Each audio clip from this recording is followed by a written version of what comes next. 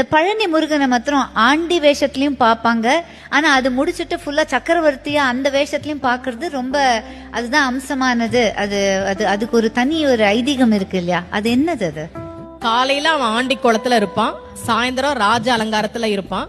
காலையில நீங்க வாழ்க்கையில எதுவுமே இல்லாம அவன் முன்னாடி போய் நின்னாலும் அன்றைக்கு மாலைக்குள்ளேயே உங்கள் வாழ்க்கையில் அவன் ஒரு மிகப்பெரிய மாற்றத்தை நிகழ்த்தி காட்டுவான் அப்படின்றதா ராஜ அலங்காரம்.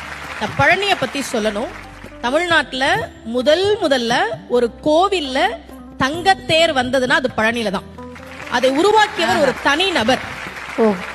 அவர் மட்டும் ஒரு தங்கத்தேர் பழனிக்கு உருவாக்கி கொடுத்தார். இன்னைக்கும் அந்த தங்கத்தேர் தான் பழனியில இருக்கு. அதன் பிறகுதான் மற்ற கோவிலுக்கு வந்தது. ஏன் ஒரு தனி நபர் பழனி கோவிலுக்கு தங்கத்தேர் செஞ்சு கொடுக்கணும்? அவருக்கு ரொம்ப வருஷமா குழந்தை இல்ல.